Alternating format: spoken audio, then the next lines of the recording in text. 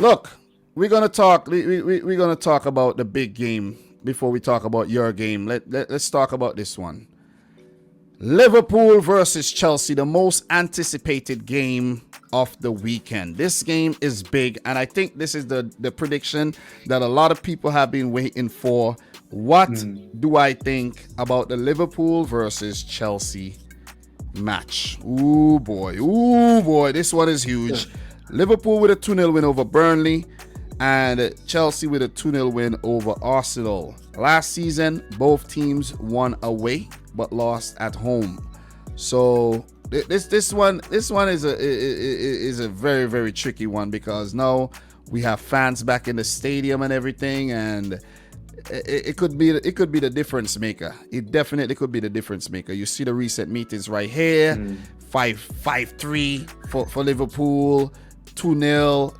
Liverpool has been the better team across the last couple games, though. But Chelsea, they're Champions League winners. They have really bulked up their team, brought in Lukaku. We gotta mention Romelu Lukaku.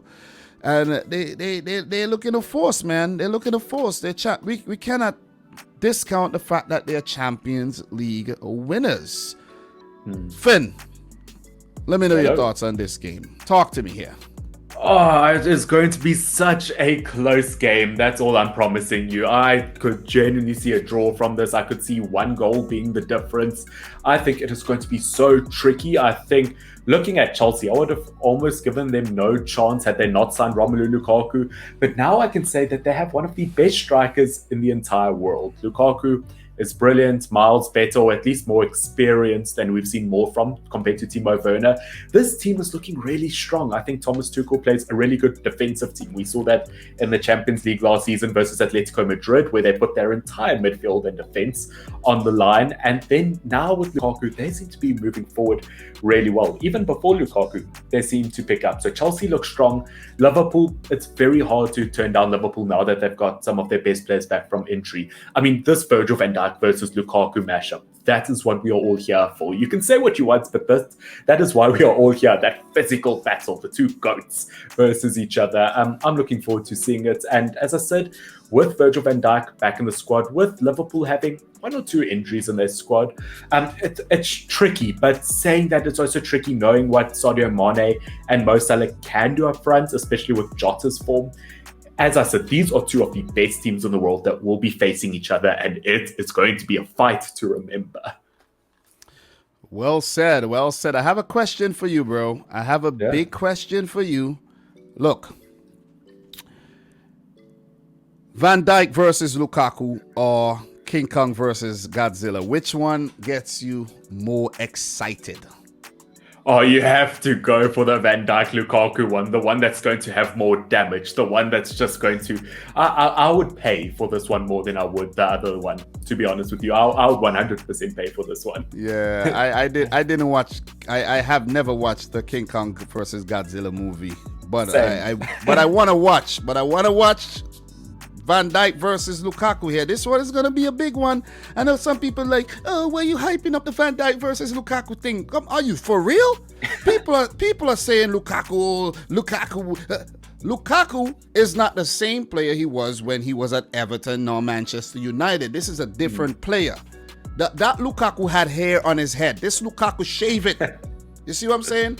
And when people who could actually grow their hair out, shave their head, those people are problems. You see what I'm saying? You have hair, but you're shaving it. Like, come on. So, look, this is going to be the contest, but there's a lot of other contests, you know what I'm saying? There's Trent Alexander-Arnold versus Reece James debate. I do think Reece James is the better defender and the better overall player, in my opinion. Trent has been around a bit longer, so he gets more of the plaudits, and he's been in the England national team. He's done a lot more, but Reece James, I think, is the more exciting player, in my opinion. Robertson coming back from injury and all would add another dimension to this one. And I have a very, very big question for you. I don't want it to take long or anything. We're strapped for time. Champions League draw is coming up. What's your Liverpool Chelsea combined 11? If you could do it in like 3 minutes, what would be your Liverpool Chelsea combined 11? Talk to me. Goalkeeper is going to be Allison. On his day, one of the best reflexes in the entire world and has been around longer than Mendy. In terms of my defense, starting from the left back position, am I allowed to choose Robertson, or are we only going for fully fit players that we know of? Everybody. Okay, well, Robertson, I believe, on his day, best left back in the world. In terms of the two centre backs, it has to be Virgil van Dijk somewhere in there. Definitely in terms of the other centre back, once again, Thiago Silva, brilliant centre back on his day. You need that leadership. In terms of the right, who's the centre back? Van Dijk and Thiago Silva? Yes. Okay, who's your right back? In terms of my right back, as you said, it's tricky between Trent and Reece James. As you said, in terms of an overall player, all-around player, probably Reece James. If he had won the Premier League like Trent did, more people would be talking about him in the same vein. So I'm going to go for Reece. In terms of my midfield, I am going to go for the likes of N'Golo Kante, obviously best holding midfielder in the world. I am going to go for Mason Mount as an attacking midfielder. I think he is absolutely brilliant. In terms of my other midfielder, I mean, Jordan Henderson has had his moments. He's definitely improved over time. It's tricky to think who else I could put in there. Obviously, Thiago in his day was brilliant, but I might just have to go for Henderson. In terms of I'm going to go for a front three. My obvious striker would be Lukaku, brilliant striker, 24 goals last season, only under Ronaldo in the scoring tally. Left wing, that is going to be well, let's start off with right wing. Mo Salah, on his day, one of the best right wings in the world. Left wing, it is going to have to be, I would say Sadio Mane, because the only other name that comes to mind is probably Pulisic. And I would say that Mane is a better player than Pulisic. Yeah, two star-studded squads, man. Worth close. Well, Chelsea's worth over €1 billion, and Liverpool, dollars, euros, but Liverpool close in terms of market value. Pretty sure if they keep playing the way they're playing, market values would go up. But we said these are $2 billion teams, man. And it's very hard to put together a combined 11. But so it was very exciting for me to do. And I'm glad to hear yours. I think, why you didn't mention Fabinho, Jorginho, these guys. I think these guys should have getting over Jordan Henderson, though. You know what I'm saying? Probably. I would probably narrow, like, Jorginho and Henderson. It's probably very, very close. I don't know if Fabinho is a very versatile player. It's very tricky. All I'll say is that it's very tricky not to put him in the squad. Third midfield option I chose, I think you like Jordan Henderson or something. I don't. I think you have a strong affinity towards Jordan Henderson as a player, though. His play. I don't know, his leadership skills or something. I don't know why you put him in the team ahead of Fabinho. I was rushed for time. I'm just messing with you, man. So look. Just want to touch on a few insights. Definitely going to drop some insights for this one. Liverpool have lost just 2 of their last 13 Premier League meetings versus Chelsea, winning 6 and drawing 5, though one of those defeats was most recent in the most recent game last season. Only Manchester United with 12 has won more Premier League away games against Liverpool than Chelsea with 7, with the Blues winning this exact fixture 1-0 last season. The home side didn't lose any of the first 22 Premier League meetings between Liverpool and Chelsea, winning 17 and drawing 5. Since then, the home team has won just a further 12 of their 36 such meetings, with the away side winning 15 times in that time. So both teams basically go to each other's backyard and pick up a victory here. So look, Finn, I ask you the most difficult questions now. Is for the ultimate question. What's your prediction for this game? Well, it's at Anfield, and we know how good Liverpool are at Anfield. But I'm going to give this one to Chelsea. I don't know what it is. I feel it in my gut. I feel like Chelsea are going to narrow it 1-0. Saying that, I know the attack of this Liverpool team can be so deadly from all sides. But I just feel like Chelsea have a tiny bit of a surprise for us this time around. Look. Is this your bias against Liverpool because you're a United fan? Is it? No. Just want to make that one clear. Just want to make that one clear. All right. Look, this is a big game, man.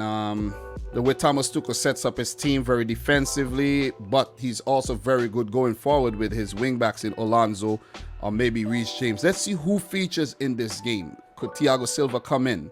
Is he gonna go in with Christensen? Is he gonna you know what I'm saying? Aspilicueta, Rudiger, Mendy has been good, kept a lot of clean sheets. Kante, could he start?